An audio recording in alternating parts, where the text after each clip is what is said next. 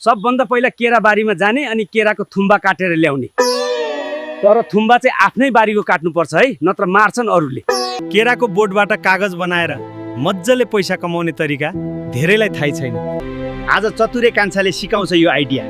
कसम हो, चतुरेले कहिल्यै ढाँट्दैन। केराको थुम्बाबाट पनि यस्तो नेपाली कागज बन्छ। यो कागजको मूल्य त तपाईँलाई थाहै छ। म अब थुम्बाबाट कागज बनाउने टिडिक देखाउँछु। यही भिडियोमा मेसिन पाउने ठाउँ र कागज बेच्ने ठाउँ पनि तपाईँलाई खुसुक्क सुनाउँछु है। पहिलो प्रोसेस भनेको केराको थुम्बाबाट यसरी फाइबर निकाल्नुपर्छ। फाइबर निकाल्ने मेसिन चाहिँ यस्तो हुन्छ। यो मेसिन एकदम सही हुन्छ। पुरानो मोडलको यस्तो हातले घुमाउने मेसिनबाट पनि फाइबर निस्किन्छ। तर यसमा त घुमाउँदा घुमाउँदा घुमाउँदा हात दुखेर थला परिन्छ। त्यसपछि निकालेको फाइबरलाई मज्जाले पकाएर लेदो बनाउनुपर्छ। त्यसैले पकाउनको लागि चाहिँ यस्तो प्रकारको कुकिङ पट भन्ने मेसिनको प्रयोग हुन्छ।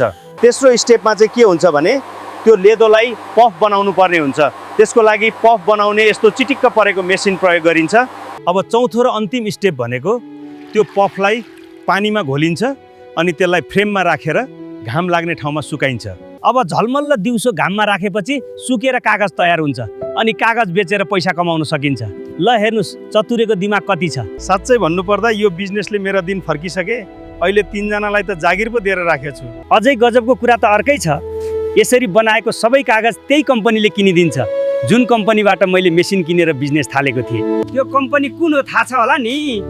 त्यही मेगा सेवा क्या मेसिन बेच्ने कम्पनी। त्यसको नम्बर पनि मलाई पुरै याद छ अझै पनि। तपाईँ पनि यो बिजनेस गर्ने भए नम्बर टिप्नुहोस् 9707789231। अब नम्बर पाइहाल्नुभयो। अब बाँकी के सोध्ने हो उतै सोध्नु। मेरो त फेरि थुम्बा काट्न जानुपर्ने काम छ।